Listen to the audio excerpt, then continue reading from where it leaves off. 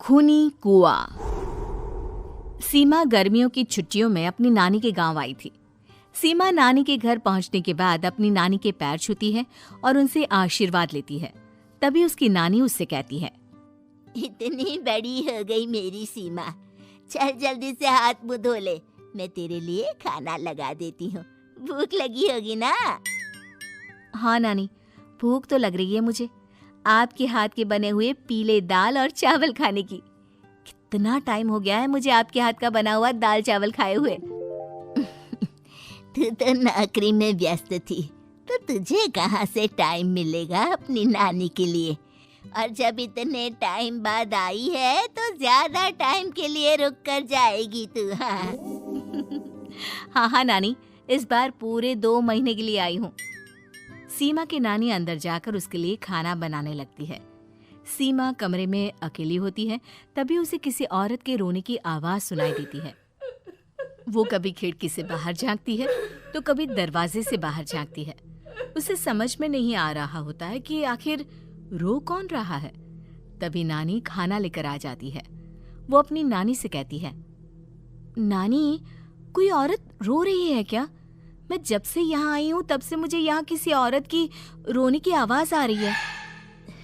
हे भगवान, कहीं ये वही तो नहीं? बोलो ना नानी। अरे कोई नहीं रो रहा, ये तेरे मन का वहम है।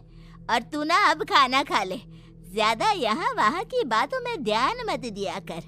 जल्दी से खाना खा और फिर मेरे साथ आ जा मेरे कमरे में, दोनों बैठकर खूब सारी बातें करेंगे। ऐसे ही अगले दिन सीमा अपनी नानी के साथ गांव के बाजार जा रही होती है। उसी रास्ते में फिर से किसी औरत के रोने की आवाज आती है। वो अपनी नानी से कहती है, अरे नानी, क्या सच में तुम्हें अभी भी किसी औरत की रोने की आवाज नहीं सुनाई दे रही? मुझे किसी औरत की बहुत बुरी तरीके से रोने और चीखने की आवाजें आ रही हैं। मैं बहुत परेशान हूँ नानी, आखिर ये कौन है? मुझे लगता है कि सीमा को शहर भेज देना चाहिए, यहाँ रहना उसके लिए ठीक नहीं। नानी बोलो ना, आप चुप क्यों हो जाती हो? सीमा, तू घर चल, मुझे तुझसे बहुत जरूरी बात करनी है। नानी सीमा को घर ले आती है और सीमा से कहती है, सीमा, कल सुबह तू शहर वापस चली जाएगी। अरे अचानक? आखिर क्या बात है नानी, आप मुझे ऐसे जाने को क्यों कह रही हो? मैं बस जो कह रही हूँ उस पर ध्यान दे।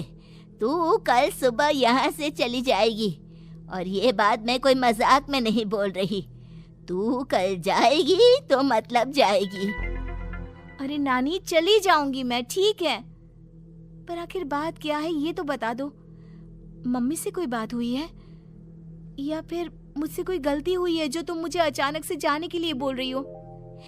देख सीमा, रात बहुत हो चुकी है और मुझे इस बारे में कोई बात नहीं करनी। चल, अब चल के मेरे साथ सो जा। सुबह की बस पकड़कर तुझे शहर भी तो जाना है। सीमा को अपनी नानी का ऐसा व्यवहार देखकर बहुत ही अजीब लगता है। उसे कुछ समझ में नहीं आ रहा होता है कि आखिर उसकी नानी उसे अचानक से गांव छोड़कर जाने के लिए क्यों कह रही है। ये सारी बातें सोचते सोचते सीमा की आंख लग जाती है और वो अपनी नानी के साथ सो जाती है। ऐसे ही आधी रात को सीमा को फिर से किसी औरत की रोने की आवाज सुनाई देती है। वो उस औरत की आवाज सुनकर बार बार करवटें बदल रही होती है और तभी उसे सपने में भी एक अजीब सी औरत की परछाई दिखाई देती है, जो इतना चीख चीख कर रो रही होती है कि सीमा डरकर उठ जाती है। वो पूरे पसीने पसीने हो रही होती है। वो अपने आसपास देखती है तो घर में बिल्कुल शांति का माहौल होता है। सीमा घबरा जाती है। वो अपनी नानी को जगाने की कोशिश करती है, मगर उसकी नानी नहीं जगती। सीमा को फिर से उस औरत की रोने की आवाज सुनाई देती है। आखिरकार सीमा अपने आप को रोक नहीं पाती और वो घर का दरवाजा खोलकर बाहर निकलती है। आखिर ये माजरा क्या है? आज तो मैं पता करके रहूंगी। अब आवाज का पीछा करते हुए सीमा आधी रात को गांव के चौपाल के पास बने कुएं के पास पहुंच जाती है, जहां कुएं की चारों ओर बेड़ियां लगी होती हैं उन बेड़ियों में लगे हुए ताले के साथ एक लाल रंग का कपड़ा और माता रानी का कलावा बंधा होता है। उस कुएं में से सीमा को किसी के रोने की आवाज आती है। सीमा परेशान हो जाती है। इस कुएं में कौन है? कौन है यहाँ? सुनो, कौन है? कौन रो रहा है? वो चिल्ला चिल्ला कर पूछती है और साथ ही लोगों को जगाने की कोशिश करती है, मगर किसी को भी उसकी आवाज सुनाई नहीं देती। अब सीमा खुद उस कुएं के पास की बेड़ियों और तालों को खोलने की कोशिश करती है और किसी तरह कुछ देर की मशक्कत के बाद सीमा उसको खोल भी देती है। और जैसे ही वो कुआं खोलकर उसके अंदर झांकती है, सीमा उस कुएं में गिर जाती है। इतने में उसकी नानी की नींद भी खुल जाती है और सीमा को पास ना देखकर नानी परेशान हो जाती है। नानी घबराकर पूरे घर में उसे ढूंढने की कोशिश करती है, जिसके बाद उसकी नानी और सभी लोग उस खूनी कुएं के पास जाते हैं और सीमा की नानी कुएं के पास खड़ी होती है। सभी गांव वालों और सीमा की नानी को सीमा के चिल्लाने की आवाज आती है। बचाओ, कोई मुझे बचाओ। मेरी बच्ची, हम आ गए, हम तुझे बचा लेंगे। नानी, मुझे यहाँ बहुत डर लग रहा है। यहाँ इंसान की कटी हुई मुंडिया, हाथ, पैर और कंकाल है और खून भी है। नानी, मुझे डर लग रहा है। आप सब मेरी मदद कीजिए, नहीं तो ये खूनी कुआं मेरी बच्ची को भी खा जाएगा। अरे मुझे तो ये समझ में नहीं आ रहा कि आखिर इस खूनी कुएं को खोला किसने। सालों पहले इसको इतनी मुश्किलों के बाद तांत्रिक बाबा ने बंद किया था।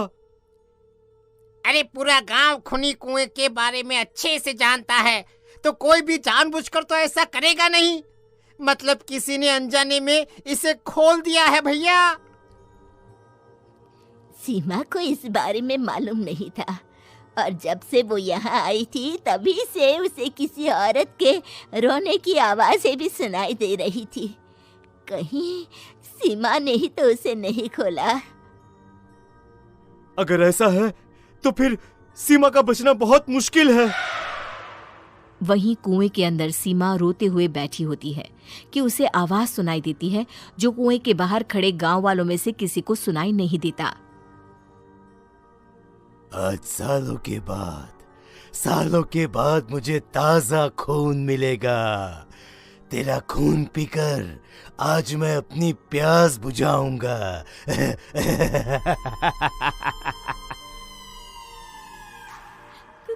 कौन है? मत मारो प्लीज, मुझे जाने दो प्लीज। मैंने किसी का क्या बिगाड़ा है? वो तुझे मरने के बाद पता चल ही जाएगा। जितने में गांव वाले और सीमा की नानी कुछ सोच पाते, उतने में उन्हें सीमा के चिल्लाने की आवाज आती है और अगले ही पल सब शांत हो जाता है। क्या हुआ? सीमा, मेरी बेटी।